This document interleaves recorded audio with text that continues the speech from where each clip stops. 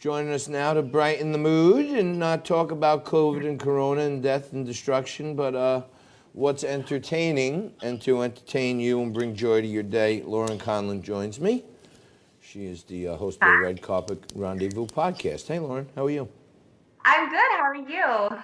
I'm doing all right. Nico, would you mind muting your phone? Got it. Yeah, I mean, aside from not having my assets ready, I have my phone on the whole show so that he can hear me without the 10-second delay to his house. And then he unmutes the mic and I, hear him making all kinds of noise over there. It's killing me. So what's up? What's up, Lauren? Not much. It was my daughter's birthday yesterday. She turned 4, so we had a lot of fun. We did something very cool with Cameo.com. I don't know if you've heard of it, but celebrities are on Cameo and you can actually pay for shout outs. So my daughter's obsessed with Elsa. So I got this Elsa impersonator for $40 and she sent my daughter a message and it absolutely made her day. But you should check out Cameo. It's a lot of fun. All right, Cameo, this will probably be the new one. So $40 for an Elsa impersonator.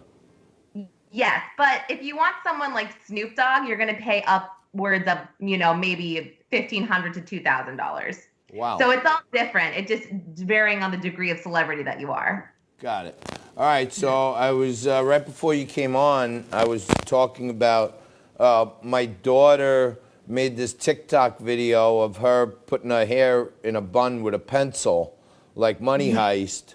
Yeah. And she overlaid the Money Heist anthem over it, and she got like 110,000 views. And I think, yeah, she's an influencer overnight. Good for her. Yeah, and I'm thinking, well, this Money Heist thing is really taken off since we first started talking about it. It's like, this international phenomenon now. I know, and I feel so bad because I just haven't gotten around to starting the second season. So I'm gonna do it. I've just been sidebarred with a couple of other shows that I have to tell you about, if you would like to hear about them. But I wanted to know, did you start Goliath? I am midway through season 2 right now. Do you love it? You know what? I have a special affection for Billy Bob, and I almost feel like I'm in a relationship with him now, because some shows I'm like, I want to watch like 10 in a row and get it all in, and then other shows like him, he embraces the character so good that I'm like, all right, I'm distracted right now. Let me stop watching. Pause. So I don't just glance over things. I want to watch him. Right. And then 2 hours later, I'm like, man, I'm bored. And then I'm like, oh yeah, let's go back to Billy Bob. And then boom, I had it. And then so I'm through season 2. But yeah, no, I'm really enjoying it a lot. Oh, I'm so happy. I'm so glad because, like I said, that's been one of my favorite shows for the last 3 or 4 years. So I want you to catch up and let me know which season is your favorite. My favorite is definitely season 2. So you were in for a treat with that one. I was gonna say season 1. There was a little too much, Hollywood drama that oh wait, that couldn't have really happened. But still great. I could see halfway through season 2 that it's a much more real, gritty story, and it's disgusting. Season 2 absolutely goes there. I won't give it away, but it is so disgusting. But you can't look away. So you're in for it for sure.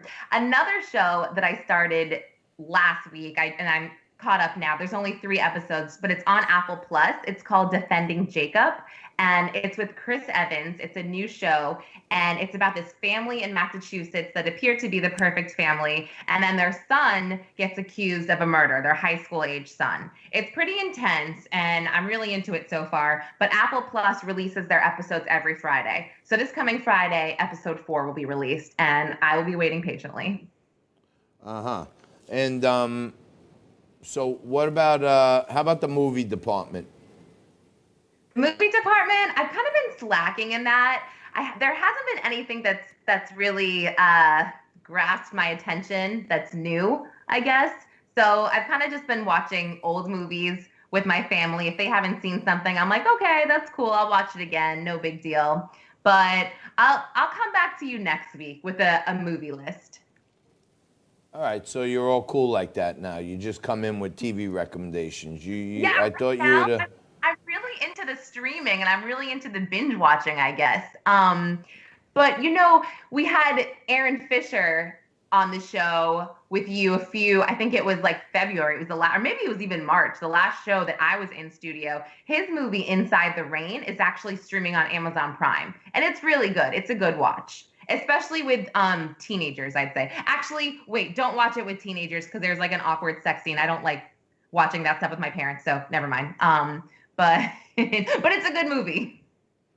Yeah, that's the one where the kid had a mental health deficiency, and Exactly. we had Yes. the writer in. Yeah, Yes. I long for those days where we could actually go back to the studio, Lauren. Me too. Me too. I was thinking that was the last time I was in, and we all had so much fun that day. You were so funny. I remember. I remember it could have been weird, but you said something like, "Do you think I'm bipolar?" And he's like, "Well, I'm not a I'm not a doctor," and it was just really funny. I have fond memories of that day. I don't remember which one of my personalities asked that particular question, but I think both my personalities knew the answer. Yeah. And then Derek was on the side and he's like, "Oh man, I'm checking all those boxes right now that he's saying." It was really funny. It was a good day. I wish for the day we can get back. I can get back in the studio. I may, if I get back in there, I may just move in. You know what I mean? I don't blame you. I really don't blame you. This is I'm getting a little antsy. I was fine the first 3 or 4 weeks, and now I'm at the point. This is my 7th week in New Hampshire. I've got like gray hairs coming in. I'm kind of just I'm ready. I'm done. Um, you know, but I think everybody is probably feeling the same way. I'm sure there's not many people out there that are like, "Yes, this is so much fun. I'm really enjoying this." No, I don't think. Sure there are I a don't couple, think but- so. What but about yes. what about the changes to the Academy Awards this year? What did you think about that? Yes. So that is very interesting. Usually, to qualify for a nomination for Best Picture, your film has to be in theaters. And now, with all the movie theaters being closed for the foreseeable future, the Academy has actually made a change for this year only, the 93rd Academy Awards, that your movie will be allowed to be streaming to be nominated. So it's an acknowledgement, I guess, at this point that this is the new world that we're in. That movie streaming will have a chance, but I think that it makes sense. What So this opens up the door to anybody, really. Yeah, I guess it opens up. You're right, to anybody, because at normally there's a threshold. You got to be in theaters for. I'm not really sure what it is. It's a certain amount of time, but right now it's kind of out there. Anybody can get nominated, and usually there are about 300 or so eligible films. Wow. And does this I didn't read the fine print, but does the movie have to be streaming on one of the major networks like Netflix or Hulu? No, it can just be streaming video on demand. It didn't really get specific. I'm not sure if any new guidelines will come out, but as of right now, it's just video on demand streaming.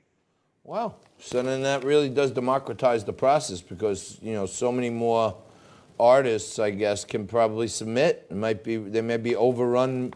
They may be overrun with. I mean, having about 300 that were eligible last year, we could have a crazy increase in that number this year. Wow. I got to think about it. I should make a short documentary or something and submit it. I'll help you. I'm just kidding. I don't know anything about making movies, but Yeah, neither do I. Well, then that would be a really, really fun project for us to do together. Yeah, that would be fun. Say, okay, here we go. Two people that have no idea how to make a movie are going to make a movie, and we're going to submit it. You know what?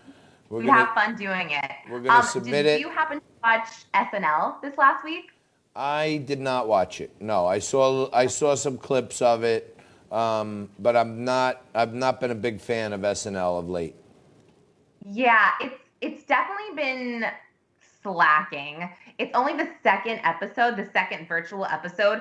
I did not enjoy it personally. However, I did enjoy one part of it, and it wasn't Brad Pitt playing Dr. Fauci, because to me, that fell flat. I know a lot of people loved it. I really enjoyed Pete Davidson's music video, Stuck in My House, because it had a cameo from Adam Sandler, and I thought that was hilarious. I've watched it so many times. You can find it on YouTube if you haven't seen it yet, or it's on the SNL Instagram, but it's so funny. Pete Davidson, he's actually from Staten Island, and he's stuck in his mom's house with his sister, and they're in the video. And then he has Adam Sandler kind of come in with something, and his whole family is there. And it's so funny, and it's so cute. Wait, hang on a minute. So, just so you know, Pete, I know him his whole life, okay? I knew his dad. I played Little League with his dad. He's not stuck with his mom. He lives with his mom. They have a big, huge house in Staten Island, and it's a two-family home, and he resides in Staten Island, you know? See, I just assumed that he had multiple places, that he has an apartment in Manhattan that maybe he uses during the week or on the weekends whenever he's working. I did not realize he actually lived full-time with his mom. Well, that's interesting to me. Didn't realize it. It's not your traditional, side apartment thing. That's a big, huge house, and the guy's been very successful. He was actually my intern when he was in high school, and I went and supported him for his first ever stand-up when Nick Cannon picked him up. So I've known him since he's a little kid. And by the way, another Staten Islander, Colin Yost, is also tucked away here in Staten Island, not far from Pete Davidson. So, we have a good portion of the SNL cast right here in Staten Island, by the way, Lauren. Wow, and Colin Yost is actually stuck in the house with Scarlett Johansson, which isn't really a bad thing. Yeah, clearly. that doesn't sound like the worst thing I ever heard. No, it definitely does not sound like the worst at all. So good for Colin Yost. He's pretty funny. I think he's funny. I think Pete Davidson is actually one of the funniest people on the show. Yeah, I think he has developed his own style that's that's unique and one of a kind. And Lorne Michaels seems to pick these type of people off. These unique, outstanding people. Yeah, and I watched Pete's stand-up on Netflix. I thought it was funny. It was super dirty. So again, watching it with like family around gets really awkward. I had to turn it off, but when I'm alone, I'm gonna finish it. You know what I'm saying? I don't want to connect those two statements right there. I'm like, COVID right now, please. No, I'm totally kidding. That was a horrible joke, but I don't want to connect those two statements right there. Yeah. You said it was dirty, and you want to wait to watch it alone, so it's like that's too much to process right there. I'll just forget I said that, but. Well, if I should be down at Shop and Stop or anything and run into Pete Davidson, I'll let him know that one of his admirers wanted to be alone with his stand-up act. You can absolutely let him know that. I wanted to be alone. It's understandable. I mean, sometimes it's the best person to be with, Yes, and I don't have much alone time here, but it's fine. I know that we'll get back to normal soon, and I'll have a lot of alone time, and I'll be missing all the family around me. Yeah, so I'm trying to make the best of it. Right. Now me, Lauren, being that, I am bipolar, when I'm by myself, I have these long philosophical conversations between my two personas. And there are even times that I may go to the golf club, and no one's there, like after work or something, so I go out by myself, and I play two balls. I hit one, and then that ball is me, and then I hit another one, and that's him. And I play a game against myself, a trash talk with myself. It's really interesting. Whatever works for you, I'd say. I'm not a doctor, but that sounds a little off, but whatever works for you. If you're just figuring out now that I'm a little off, you're missing the boat, baby, because you should have known this for a while. I mean, I kind of figured as much, but maybe I just, I just don't talk about it. It's one of those things. I just kind of dance around it. When did you figure it out? When you came to the studio for the first time and there were martinis flying at noon? No, it actually took me a couple times, I think. I was like, when I was only there for a short time. So I was like, yeah, this guy's very professional. I thought you were no bullshit. You stuck to the script. You were, and then I hung around a little bit after and I was like, oh. So I wasn't sure if I could have like a side conversation with you or if you wanted to like joke around with me. And then I think one day I just, I ripped the Band-Aid off and we started joking around and I was like, okay, yeah, cool. He's crazy, just like me. Yeah, right. He's not a no bullshit guy. He's full of shit. No, but I'm going to tell you something funny. A pretty big, really big PR guy, and a lot of the publicists come in the studio, they got to, shepherd their clients in and make sure that nobody, steals them away from them. But a lot of PR people and publicists come in, and I lean on that because I don't have a PR or a public, I got Frank and he's the best around, but I'm saying we don't have PR or publicists. Frank's okay. But I listen to these people say, hey, you should try this, talk to this guy. And, I try to take little tips. And one of them texted me at home, okay, and said, hey, I just wanted to let you know, just a tip, that, when you get off air and your guests are still hanging around, you don't have to be so nice to them. You don't have to be like so cool and a man of the people and talk to everybody. You got to be a little more aloof because, then everybody thinks you're just regular like them and you're not. You're the star of the show. And I was like, for as much as I respect you, that's probably some of the worst advice I ever heard. Because if I have someone on my show, I want to hear what they're talking about. I want to know that when I have them on, I believe in them. And if I get friendly with them and like them, then I'm confident in what they're talking about. And if I don't, then they'll never be on again. So, some of these PR people think that, opening up and becoming friends with your guests is bad news. I think it's the best news around. I think I know what he or she was trying to convey to you. I think they had good intentions, but right, I agree with you with that whole thing. But I do know what they're saying. I think they're just saying, you wanna present yourself as very professional, and nobody can walk all over you. This is your show, so don't get too comfortable with me, and pull some shit, because you won't tolerate that. Right. Like my friend Zen yesterday, I have her on, and I was trying to end the segment, and she said, "Hey, wait a minute, we have 2 minutes left," and I was like, "Whoa, okay." Oh my gosh, that's so funny. So you're like, hey, don't pull that. Don't pull that with me. It's my show. Yep. It happened. It really happened. Say that is Frank. Am I right? It really happened. So May 1st is approaching tomorrow, and supposedly they're going to loosen the stay-at-home orders. Do you guys have any intention of heading back to New York, or are you going to stay put for a little while longer?